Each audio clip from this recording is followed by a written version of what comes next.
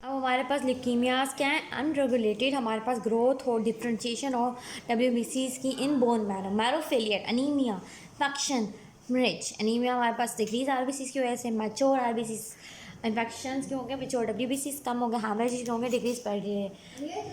Usually presents with increasing circulating डब्ल्यूबीसीज, malignant leukocytes and blood, also some cases present with normal और decrease डब्ल्यूबीसीज।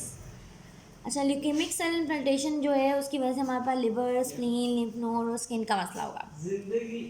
अब हमारे पास क्या हो जाएगा, ALL हमारे पास आता है, ALL और CLL होता है। जो हमारे पास ALL है और ये जो लिम्फोमा है उसमें हमारे पास क्या होता है, मोस्ट फ्रिक्वेंटली ये जो है ना बच्चों में होता है, अडल्ट में कम होता है। टी सेल ALL जो है तो वो मीडियास्टिनल मास्क की तरह प्रेजेंट करता है।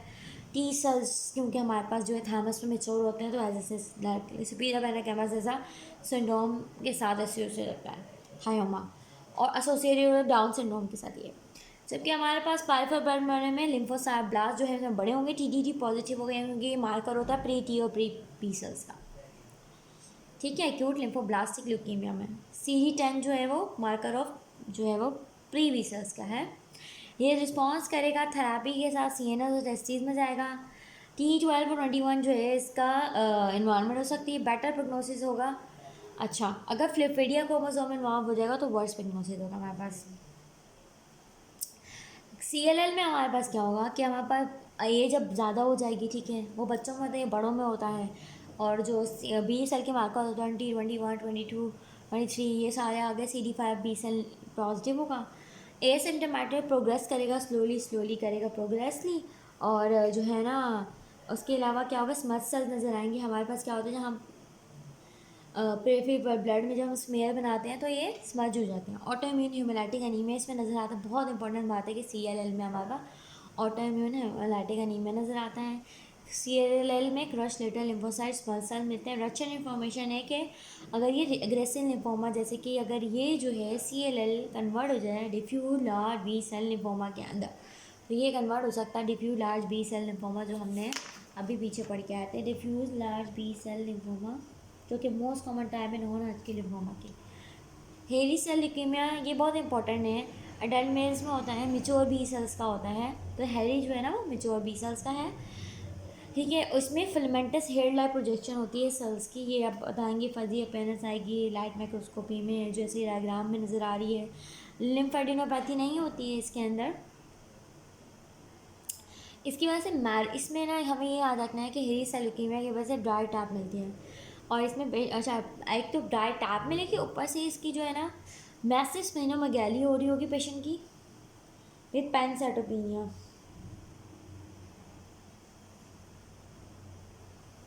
लेकिन एप्लासिया जब हमारे पास जब हमारे पास एप्लास्टिक अनीमिया होता है इसमें स्प्लेनोमेगाली नहीं मिलती, तो याद रखना trap inside but no lymphadenopathy. ये निमोनिक था, Stan with trap in a hairy situation या trap inside but no लिम्फोडेनोपैथी।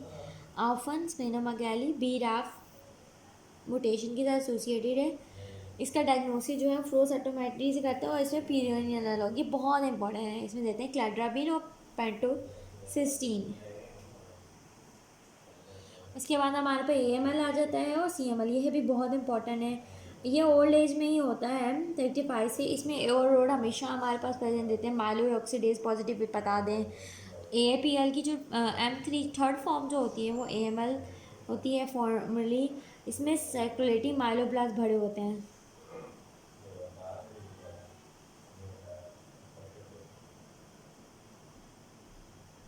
Acute promyelocytic leukaemia जो है M3 होता है। इसमें हमारे पास एल्कलाइटिन कीमोथेरेपी की हिस्ट्री हो सकती है। माइलो पर ज़्यादातर डाउन सिंड्रोम इसमें देते हैं या फिर ALL में देते हैं। उसमें बच्चे होंगे, इसमें बड़ा होगा ALL के अंदर डिफ्रेंशिएट। टिपिकली जो इसके साथ जो है ना एक्यूट मेगाकेरोसाइटिक ल्यूकीमिया जो होता है ना M7 वाला, M7 AML, वो जो है ना वो हमारे पास डाउन सिंड्रोम के साथ होता है। और जो APL है ना हमारा M3, वो T15-17 ट्रांसलोकेशन के साथ होता है। वो ट्रांस रेटोनाइक एसिड विटामिन A और आर्सेनिक ट्रायोसाइड जो है ना उसको रिस्पॉन्ड करता है, विच इंड्यूस डिफ्रेंसिएशन ऑफ, जो इंड्यूस करता है डिफ्रेंसिएशन ऑफ प्रोमाइलोसाइट्स। DIC इनकी क्या है, कॉमन प्रेजेंटेशन। ऑफ कोर्स ही बात ही, अगर हमारे पास जो है ये अगर उसके साथ हो रहे हैं, क्या कहते हैं, थम्बोसिस के साथ एसोसिएशन है सेवन वाला, तो मैगोकार्योसाइटिक है, ऑफ कोर्स ये बात है थम्बोसिस तो होगी। क्रॉनिक माइलोजेनिस ओल्ड एज में होता है, फ्लिपीडिया क्रोमोसोम इसके अंदर प्रेजेंट होता है, BCR ABL ये भी बहुत इंपॉर्टेंट है। ट्रांसलोकेशन होती है इसमें, माइलॉइड स्टेम सेल की प्रेजेंट है, डिसरेगुलेटरी प्रोडक्शन होती है, मिच्योर और मिच्योरिंग ग्रैनुलोसाइट जो होते हैं मिच्योर, इसमें माइलॉइड में मिच्योरिंग होते हैं। न्यूट्रोफिल, मेटामाइलोसाइट, माइलोसाइट, बेजोफिल्स, मेलिनोमगेली भी मिलती है हमें, और ये डिपेंड करता है या AML में कन्वर्ट हो भी सकता है या ALL में, इसे कहते हैं ब्लास्ट क्राइसिस। अच्छा, ये रिस्पॉन्ड करेगा BCR ABR tyrosine kinase inhibitor imatinib, ये भी इंपॉर्टेंट है, it will respond to tyrosine kinase inhibitor. तो अभी हमने जो पढ़ा है उसमें ल्यूकीमिया था, ALL है, और AML के अंदर हमें डिफ्रेंशिएट करना होगा, तो हमें TD पॉजिटिविटी दी तो ALL होगा, AML होगा तो ओवरलोड की प्रेजेंस देंगे, दोनों में डाउन सिंड्रोम होगा, एक में यंग की हिस्ट्री है और एक में ओल्ड की हिस्ट्री है।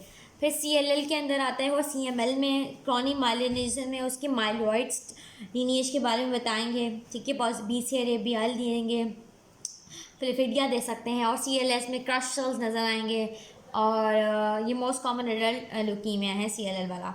रिचर ट्रांसफॉर्मेशन दे पता कॉम्प्लिकेशन पूछ सकते हैं। उसके अलावा इसमें थ्रोम्बोसिस की हिस्ट्री होगी तो यही वाला होगा। इसके अलावा जो है 7 वाली जो टाइप है, जबकि 3 वाली जो टाइप थी वो APL वाली थी, ठीक है ना, वो AML की टाइप सही है। इसमें बस मेच्योर चीज़ें देंगे, और इसमें हमें बता सकते हैं कि बेजोफिलिया हुआ है पेशेंट को, या एस्केलेटरी फेज में है तो स्प्लीनोमेगैली दे सकते हैं, और ये AML AL दोनों में ट्रांसफर हो सकता है, और इसकी ट्रीटमेंट भी पूछ सकते हैं, एमिजेनाब जो है वो भी दे सकते हैं। और हेरी सेल ल्यूकीमिया में ट्रैप होगा, इंसाइड है, लिम्फेटिनोल और फंडेनोपैथी। इसके अलावा हमारे पास एसोसिएटेड विद राफ मोटेशन हो सकता है। अच्छा, उसके अलावा जो है इसमें जो है और डाइट आप मिलेगी ये प्लास्टिक से, हम डिस्टिंग्विश ऐसे करेंगे कि इसमें स्प्लीनोमेगैली मिलेगी। फिर माइलोप्रोलिफरेटिव न्यूप्लाज्म है, ये हमारे पास बहुत ज़्यादा प्रोलिफरेशन हो रही है। Malignant haematopoietic neoplasm with bearing impact on WBC myeloid stem cell, polycythaemia vera आता है, एसेंशियल थैम्बोसाइथीमिया आता है, माइलोफाइब्रोसिस आती है। पॉलीसाइथीमिया वेरा में हमारे पास क्या होगा, वैसे तो सिर्फ हमारे पास RBCs का डिसऑर्डर होना चाहिए पॉलीसाइथीमिया का मतलब है, लेकिन इसमें तीनों लिनिएज बढ़ती है। फ्लिपीडिया क्रोमोसोम नेगेटिव होता है, जैक पॉजिटिविटी होती है इसके अंदर, ठीक है।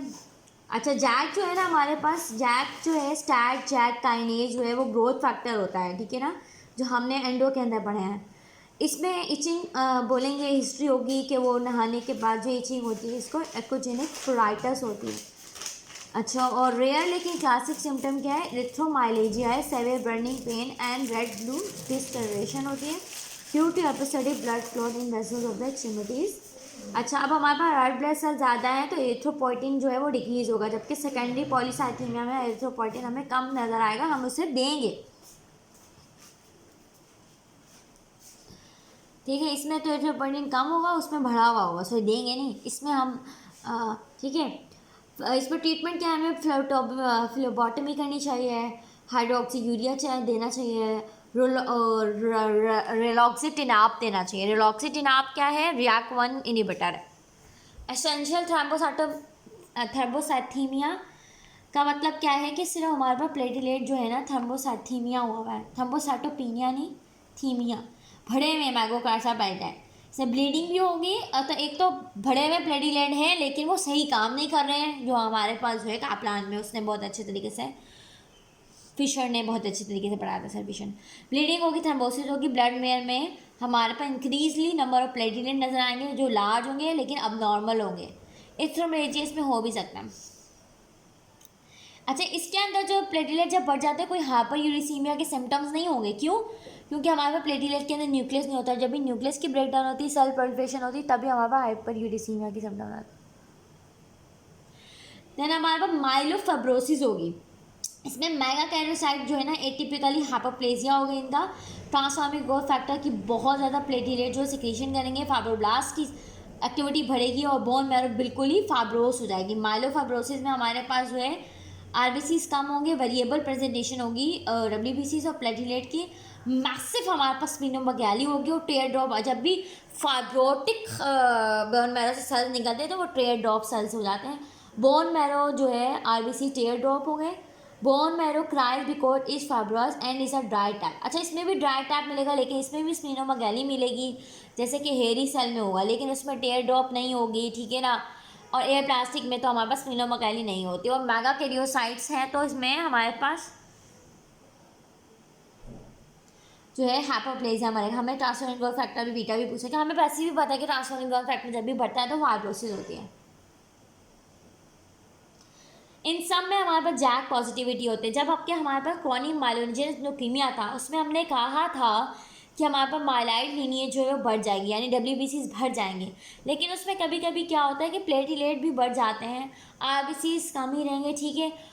ये फ्लिफिडिया का पॉजिटिव होगा और नेगेटिव इसमें क्या होगा, जैक। तो हम पॉलीसाइथीमिया और इसको कैसे डिस्टिंग्विश करेंगे कि हमारे पास पॉलीसाइथीमिया में सिर्फ आरबीसी बड़ा होता है जबकि सीएमएल में आरबीसी कम होते हैं, बाकी दोनों चीज़ें बड़ी होंगी दोनों में। फ्लिपिडिया क्रोमोसोम पॉजिटिविटी और वो नेगेटिव हो पॉलीसाइथीमिया, जैक पॉजिटिविटी और नेगेटिविटी समझ। ल्यूकोमाइड रिएक्शन और क्रॉनिक माइलोजेन ल्यूकीमिया को कैसे डिस्टिंग्विश करेंगे। ल्यूकोमाइड रिएक्शन किसी हमारे पास कोई इन्फेक्शन हुआ है तो ल्यूकीमिया न्यूट्रोफिल्स बढ़ जाएंगे 50,000 सेल से। टॉक्सिक, क्योंकि हमने कहा था न्यूट्रोफिल्स के अंदर जब इन्फेक्शन होता है टॉक्सिक ग्रेन्युलेशन ढॉल बॉडीज नजर आती है, वैक्यूल्स नजर आते हैं, लैब स्कोर बढ़ जाएगा क्योंकि लिकोसाइट की पॉजिटिविटी है। इसनोफिल बेसोफिल नॉर्मल लेंगे सिर्फ लिकोमाइड रिएक्शन में, जबकि क्रॉनिक माइलोजेन ल्यूकेमिया में तीनों लाइन्स बढ़ जाएंगी, लैब डिक्रीज होगा क्योंकि वो सिर्फ लैब एंजाइम मैलिग्नेंट न्यूट्रोफिल्स में भर कम हो जाता है। सूडो प्लेक्चर ह्यूट एनोमलीज के अंदर भी मिल सकती है क्रॉनिक माइलोजेन ल्यूकीमिया के अंदर। और माइलोप्रोवेटिव न्यूप्लाज्म है तो इसमें पॉजिटिव हमें मिलेगा BCL ABL के लिए, तो ये बहुत इम्पोर्टेंट है।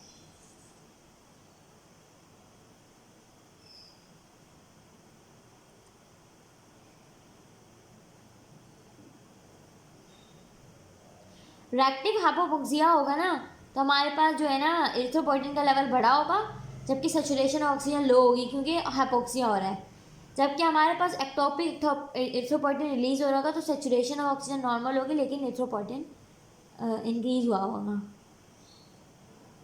फिर ए में डायग्राम बनी हुई एरिथ्रोमाइलेजिया की, बी में हमारा जो है हमारे पास बी सेल्स में जो है ना बी वाली जो डायग्राम है उसमें हमारे पास प्लेटलेट बहुत ही लार्ज नज़र आ रहे हैं, सी में फाइब्रोसिस नज़र आ रही है और डी में टेयर ड्रॉप सेल्स नज़र आ रहे हैं, ठीक है।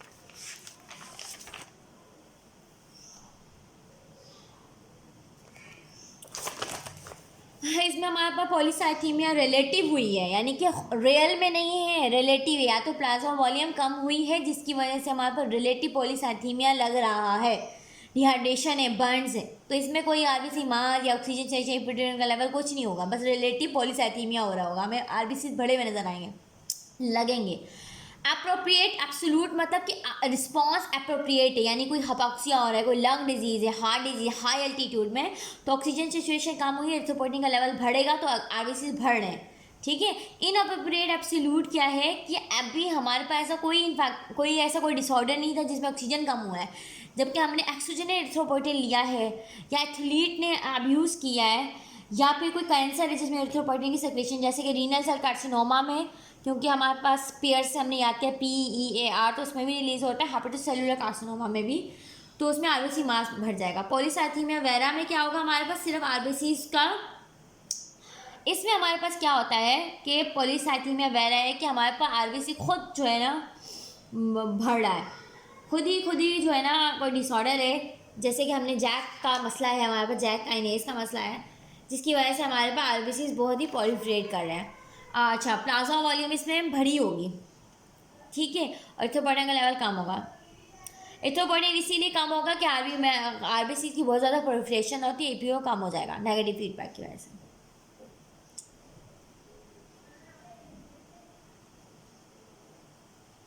अच्छा, प्राइमरी डिस्टर्बेंस हमें बताना चाहिए कि रिलेटिव में प्लाज्मा वॉल्यूम करती है, एप्रोप्रिएट में ऑक्सीजन सैचुरेशन, इनअप्रोप्रिएट में एपीओ बढ़ जाता है और पॉलीसाइथीमिया वगैरह में आरबीसी बढ़ जाते हैं।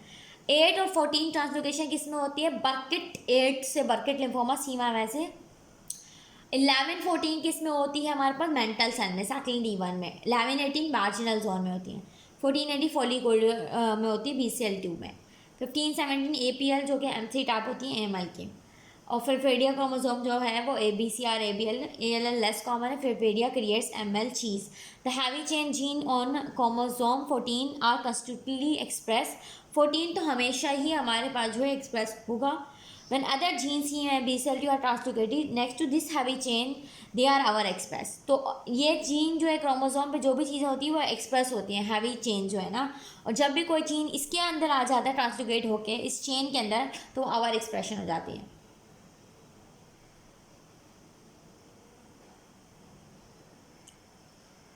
लैंगेन सेल हमारे पास हिस्टोसाइटोसिस क्या होते हैं? कलेक्टिव ग्रुप है प्रोलिफरेटिव डिसऑर्डर ऑफ लैंगेन सेल जो कि हमारे स्किन में होते हैं। बच्चों में लैटिक बोन लीजन मिलती हैं और स्किन रैश, इसमें अलग चीज़ आएगी। रिकरेंट ओटाइटिस मीडियाज होंगे जो मेस्टॉइड को हमारे पास सेल जो है ना फंक्शनली इमेच्योर होंगे, इसीलिए हमारे पास रिकरेंट इन्फेक्शन हो रहे हैं। और ये जो लैंगेन सेल है इनका काम तो था कि इनेट इम्यूनिटी करके प्राइमरी टी सेल्स को करना भी एंटीजन रिप्रेजेंटेशन।